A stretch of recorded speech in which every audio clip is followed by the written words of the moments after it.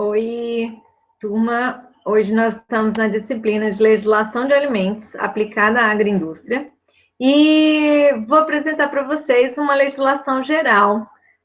Temos aqui, já está lá na nossa Google Sala, a apostila preparada para o componente gestão de legislação aplicada à agroindústria. A disciplina é dividida aí por mim, Heloísa, e pela professora Edilza, né? Então, legislação de alimentos foi retirada do site da Anvisa, da biblioteca, da coleção, né, de legislações que consta lá no livro da Biblioteca de Alimentos, né? Então, e vou trazer hoje para vocês, né, a nossa legislação, na qual institui normas básicas sobre os alimentos, tá? Né, já encontra-se lá na Google Sala, tanto o Decreto-Lei 986 de 1969, que institui as normas básicas gerais para os alimentos, a norma geral mesmo, e a Lei 9.782 de 1999, que define o Sistema Nacional de Vigilância Sanitária, criando a agência Anvisa, né? Agência Nacional de Vigilância Sanitária. Então, começando aqui, gente, pelo nosso Decreto-Lei de 986, de 21 de outubro de 1969, ela institui normas básicas sobre alimentos. Então, essa daqui é a nossa lei geral sobre a legislação geral sobre alimentos. E no início aqui, né, o capítulo 1, disposições preliminares, ele traz aqui diversas definições. E uma, gente, alimento é toda substância ou mistura de substâncias nesse seu estado sólido, líquido, pastoso ou qualquer outra forma, destinada a fornecer ao organismo humano os elementos normais à sua formação, manutenção e desenvolvimento, tá? Importante, né, que vai trazer aqui várias definições, isso daqui é importante a gente dar uma lida, saber, né? E ele fala aqui, por exemplo, padrão de identidade e qualidade. O estabelecimento é estabelecido pelo órgão competente, pelo Ministério da Saúde ou Ministério da Agricultura, dispondo sobre a denominação, definição, composição de alimentos, matérias-primas, alimentos in natura, aditivos intencionais, fixando requisitos de higiene, normas de invase, rotulagem, amostragem e análise, tá? Então, a gente tem aqui nesse capítulo 1 essas diversas definições importantes aqui, tá, gente? Para serem observadas, lidas, para você buscar essa referência aqui como definição. No capítulo 2, ele vai falar de registro e controle. E aí, gente, eu quero que vocês, no artigo 3, está escrito que todo alimento somente será exposto ao consumo ou entregue à venda depois de registrado no órgão competente do Ministério da Saúde, né? Aí ele vai falar dos trâmites, né? Quais são as matérias-primas que podem ter, ele explica, né? Ele comenta aí várias exigências para se obter o registro desse alimento para ser colocado sobre comercialização. Então, gente, não é porque o alimento saiu da minha cabeça e aí eu saio por aí já comercializando esse alimento. Não, precisa registrar esse alimento para ser comercializado. O capítulo 3, ele vai falar de rotulagem. Lembrando, gente, que essa daqui é o decreto-lei, é a lei geral. Depois vai ter, por exemplo, ainda nessa semana, eu vou estar apresentando para vocês as legislações específicas de rotulagem. Então, vai ter leis complementares, né, a esse decreto-lei, para que resoluções, para que seja cumprida todas essas normas aqui exigidas para a rotulagem, né? Inclusive, uma das nossas atividades é sobre análise e leitura de rótulos, tá?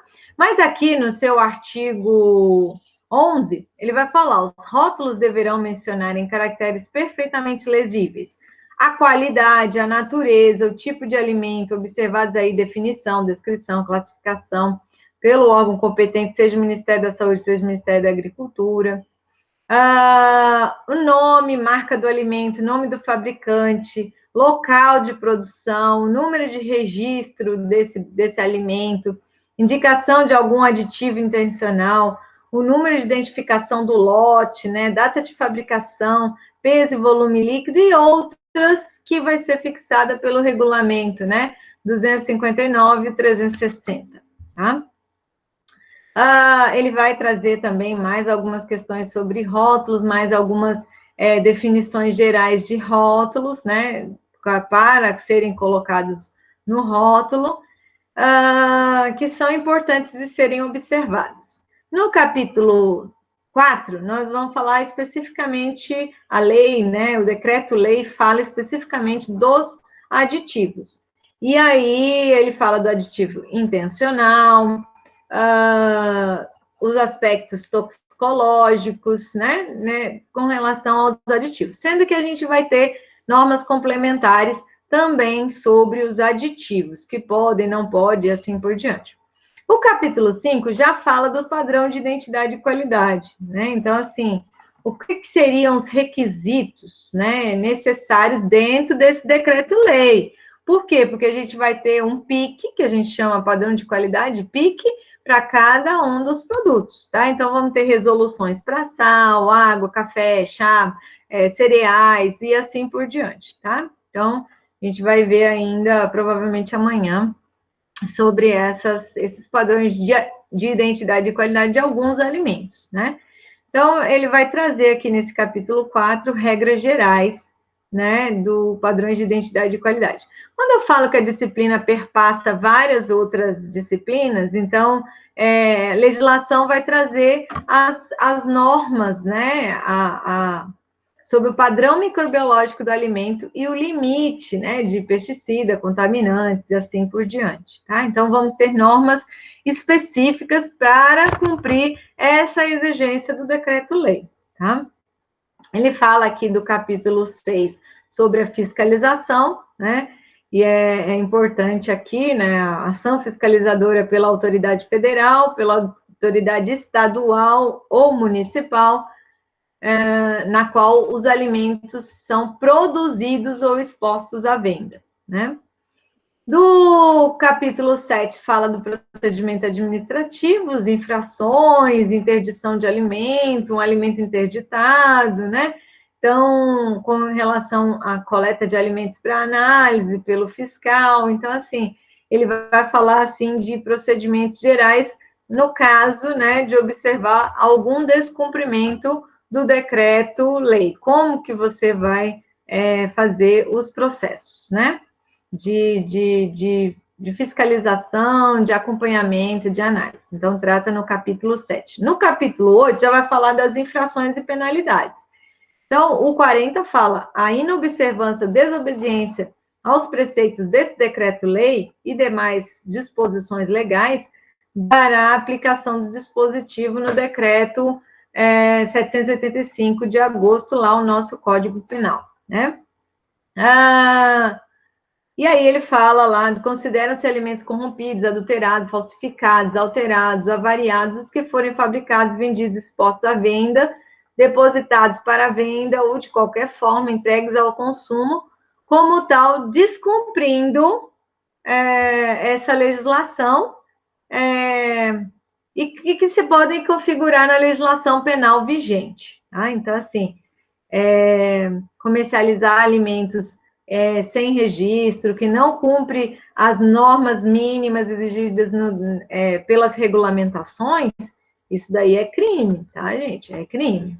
Está dizendo aí, isso que está dizendo aqui nesse capítulo 8º, tá? O capítulo 9 já vai falar dos estabelecimentos, né? As instalações e o funcionamento dos estabelecimentos industriais e comerciais, onde se fabrica, prepara, beneficia, acondiciona, transporte, vende, deposita alimento, fica submetidos às exigências desse decreto-lei e seus regulamentos. Gente, os regulamentos das boas práticas de fabricação, ele veio para dar normas, né, e para fazer com que esse decreto-lei seja cumprido, né? Então, ele estabelece ali um monte de requisitos e desses requisitos vocês já viram em boas práticas, já viram em higiene, eles têm o objetivo de garantir a qualidade, a segurança dos alimentos, né? Pensando no local onde se fabrica, nos controles necessários, controles de qualidade necessários, né? Então, por quê? Porque está aqui dentro do nosso decreto geral, que para produzir o alimento eu tenho que me preocupar com as instalações, com o funcionamento, né? Então, aqui o artigo 47. Nos locais de fabricação, preparação, beneficiamento, acondicionamento e depósito de alimentos, não será permitida a guarda ou venda de substâncias que possam comprometê-las, adulterá-las, falsificá-las ou avariá-las. Então, só será permitido nos estabelecimentos de venda ou consumo de alimentos o comércio de saneantes, domes saneantes e produtos similares quando o estabelecimento possui local apropriado e separado, devidamente aprovado pela autoridade fiscalizadora competente, tá? Então, tem uma série de requisitos e depois a gente ainda vai ter mais exigências, né, em outros decretos, principalmente os decretos de boas práticas de fabricação, para garantir aqui o cumprimento desse capítulo 8º, né, que fala desse capítulo 9º, que fala dos estabelecimentos.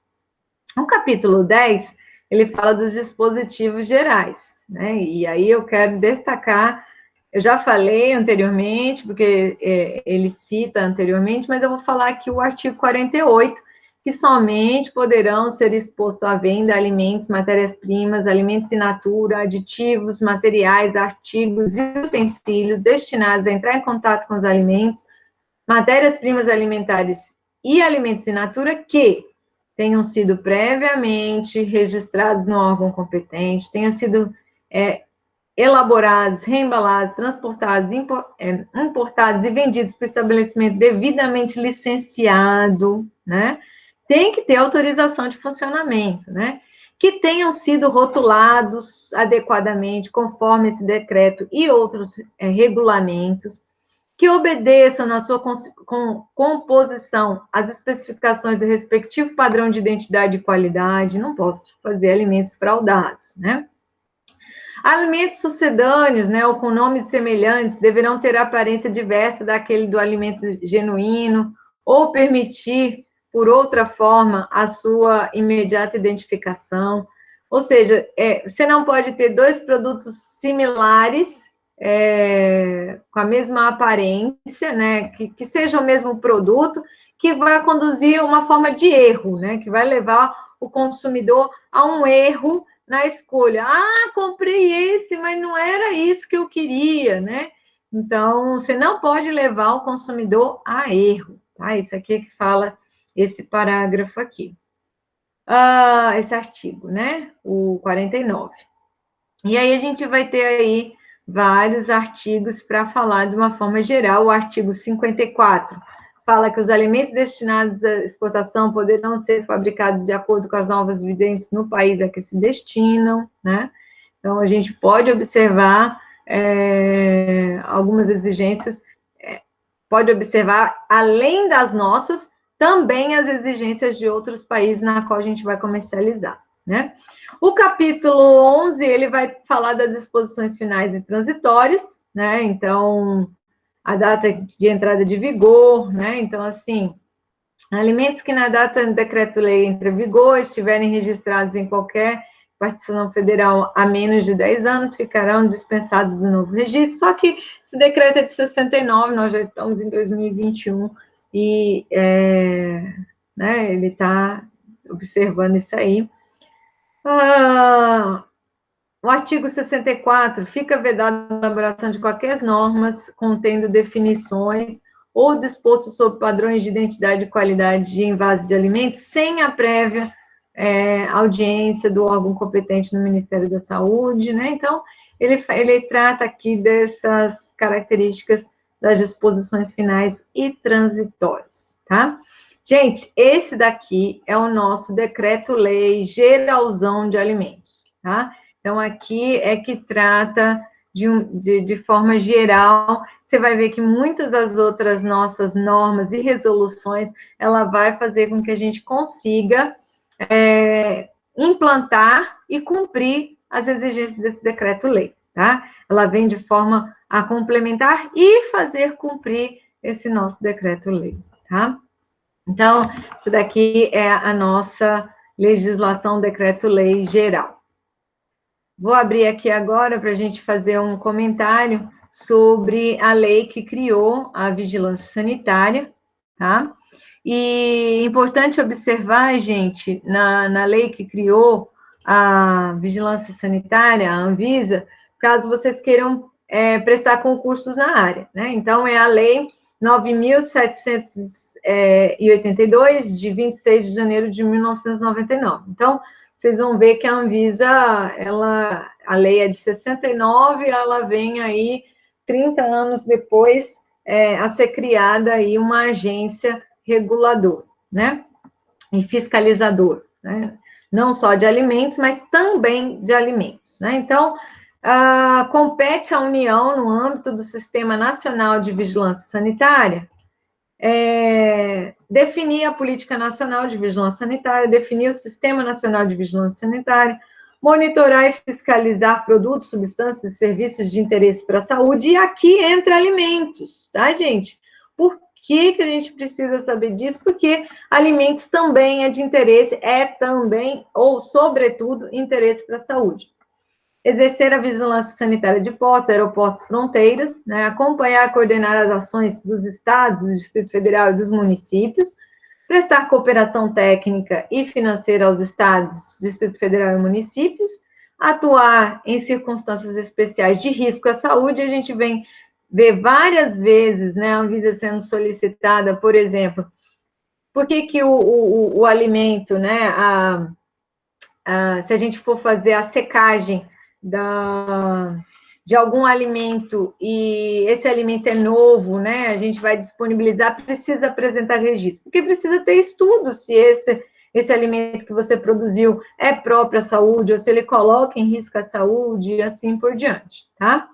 Manter sistema de informação e vigilância sanitária em cooperação entre o Estado, o Distrito Federal e os municípios. Então, gente, qualquer estabelecimento de alimentos, ele vai ser fiscalizado pela vigilância sanitária, seja ela aqui no Distrito Federal distrital, ou seja ela municipal, né, ou estadual ou federal mesmo, a agência geral, né. E aí ele vai trazer, gente, vários artigos, vários capítulos sobre qual a forma de atuação. Lembrando, gente, que a vigilância sanitária, ela fiscaliza tudo que envolve saúde. Tá? Então, nós estamos aqui numa fase em que a gente está vendo muita a ação da vigilância sanitária com relação às aprovações de vacina contra a doença Covid. Por quê? Porque isso é interesse da saúde. Né? Então, assim, ela vai cumprir todas as normas que estão nesse decreto 9.782 de 1999. É função dela, conforme a lei, tá? Então, nós vimos aqui nessa aula, né? Nessa primeira nossa aula, os aspectos de regularização, avaliação de risco e padrões de alimentos, através da lei, né, de criação do Sistema Nacional de Vigilância Sanitária e o decreto-lei que institui as normas básicas para alimentos. E aí, gente, vai vindo todas as normas complementares, né, para fazer com que essas duas leis possam ser executadas, tá? Então, assim, a gente tem essas leis gerais e todas as leis que a gente vai utilizar para regularizar, avaliar o risco e os padrões, não só de alimentos, mas geral também. No caso da vigilância sanitária. E o decreto-lei só sobre alimentos, tá? Gente, eu vou mandar aí hoje para vocês, junto com essa aula, alguns links, né? Sobretudo como buscar essas leis de forma fácil lá no site da Anvisa, tá? Muito obrigada, gente, e até mais. Bom estudo, gente, bom estudo.